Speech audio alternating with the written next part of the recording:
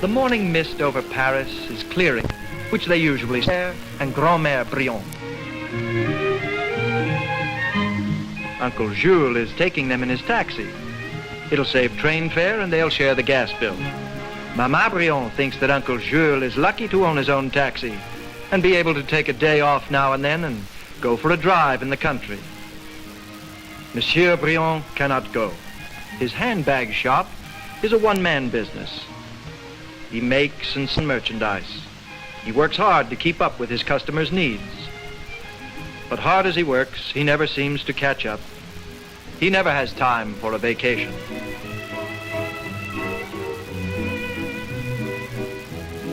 Uncle Jules is taking his sister and nephews the long way out of town, for he knows that the Brions rarely take time for sightseeing.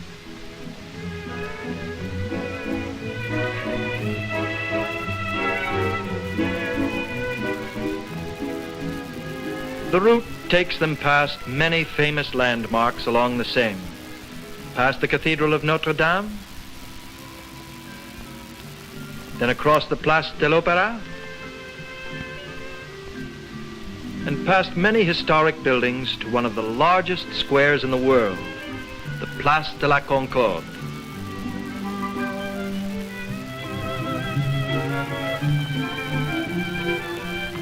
From there, Uncle Jules turns his car into the wide avenue called Les Champs-Élysées, which leads to the Arc de Triomphe and out of Paris.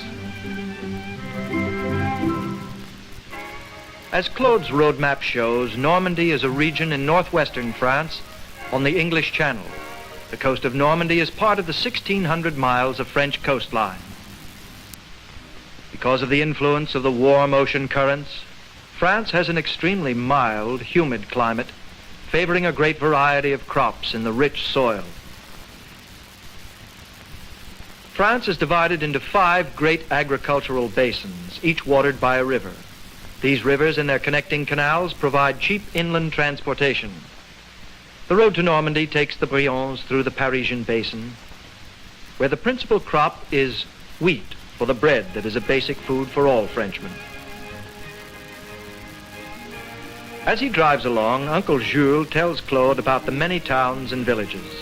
He knows every bend in the road, and many farmers in this region. Most of the land in France is owned by small farmers, and so the countryside is dotted with farmhouses and small farm communities. The time passes quickly, and soon they arrive at the gate of the old family farm. Many generations of Brions have been born and reared in this solid farmhouse. Grand-père and grand-mère have been waiting impatiently for their visitors, and although it's only a few hours by train or car to Paris, they have been to the city only twice, and then they thought it too noisy and confusing. According to tradition, kisses are exchanged on both cheeks. Grand-père is surprised at how Claude has grown since last summer. Most French farms are occupied and worked by their owners. A farmer like Grand-père Brion considers himself only the guardian and trustee of the family land and keeps it up diligently for the next generation. By careful fertilization, crop rotation, and intensive cultivation, productivity is high. Grand-père is justly proud of his fruit trees, his vegetables, his fat cattle, and his flocks of geese and chickens. And grand-mère, she takes pride in her preserves made from homegrown fruit, her butter and cheese, for which Normandy is famous throughout France, and indeed the world. Part of her day is spent in planning the meals. This mackerel was caught fresh this morning off the nearby coast. So nearby you can smell the salt spray in the air. The salt spray that the wind carries inland from the neighboring fishing village.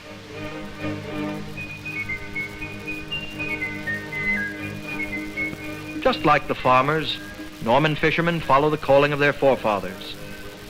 Herring and mackerel fishing is a hazardous occupation, and many have lost their lives in the stormy Atlantic. These people are a hardy folk, descendants of the Vikings of old. Their seafaring tradition has endured. Today there are French ships and sailors in all the ports of call throughout the world. Here is one of them, Uncle Jacques Brion, second officer on the freighter South Wind, which takes passengers and goods from Cherbourg to Tunis, to Madagascar, Tahiti, New Caledonia, and on the way back makes stops in many ports of the French possessions overseas. Jacques, home on leave, tells his nephew Claude of a typhoon his ship encountered in the Indian Ocean. But they got through safely with their cargo of rubber, copra, and cocoa for the markets of France. Although France is more nearly self-sufficient than any other European nation in most of the things Frenchmen eat, drink, and wear, no country is completely self-sufficient anymore. Today, the prosperity of France depends on foreign trade with her Commonwealth and the rest of the world. Like Uncle Jacques, some Frenchmen make their living from shipping, especially in the great port cities like Cherbourg and Le Havre, which are ports of embarkation to and from America, or Marseille, the great Mediterranean port city. But in spite of the far-flung foreign trade of France, few Frenchmen travel, and even fewer migrate. Why? Probably Grand-Père Brion would answer that love of the land and the sense of vocation are deep in the nature of a Frenchman, whether he is a Norman farmer, a skilled craftsman like Monsieur Brion, an expert mechanic like his son Pierre, or a tapestry weaver in the Gobelin plant. Each takes pride in his work. Over the years, the label Made in France has spread the prestige of French workmanship and taste throughout the world. Many skills, like French cooking, are passed down from one generation to the next. And whether it's a famous Paris hotel or a small, well-known inn along the good roads of France, cooking is an art that is taken seriously. Every province has its specialties.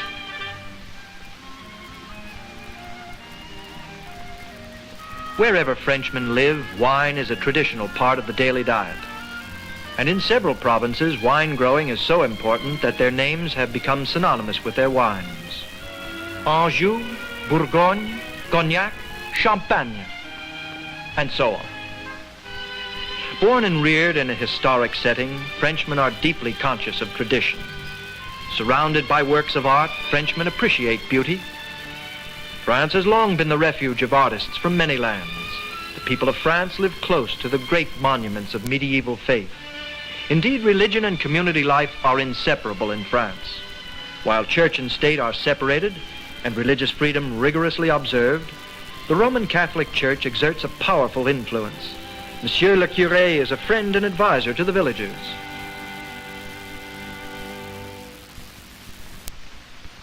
Feast days are of religious character. They provide a welcome change from the quiet village life.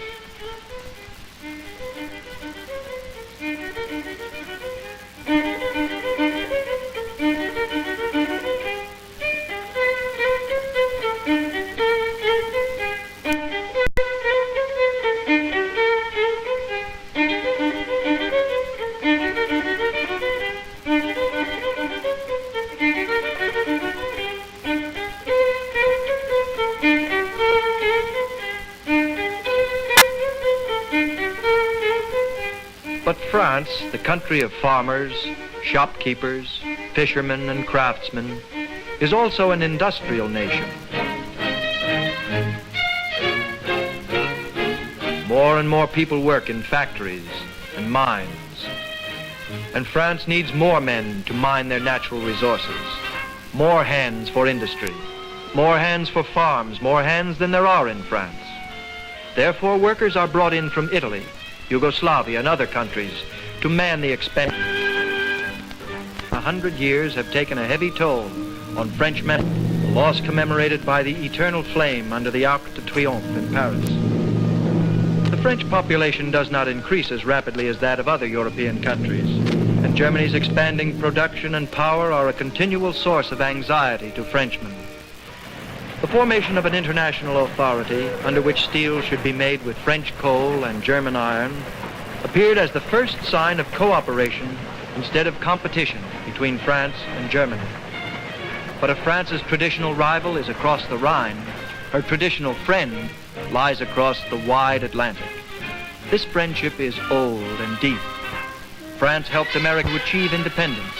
The Statue of Liberty, a gift from the people of France, symbolizes this friendship. And so does Omaha Beach, where American troops landed June 6, 1944, to begin the second liberation of France from German occupation within a generation.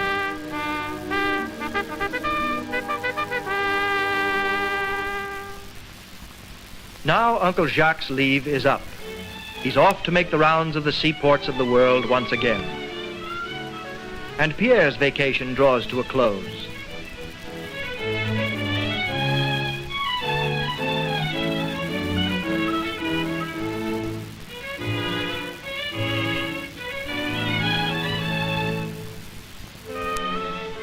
The old folks insist upon sending the family back loaded with fresh food from the farm. Grand-Père Brion advises Claude to study hard. He may even become a professeur, which would be a great honor for the Brion family. But Claude hasn't decided what he wants to be. Perhaps an artist. Perhaps a mechanic like his brother Pierre, or a ship's officer like his Uncle Jacques. A member of the Garde Républicaine, or even the president of the French Republic. Claude and his other schoolmates will have the opportunity to become any of these. For France is a true democracy, where a boy's youthful dream may come true.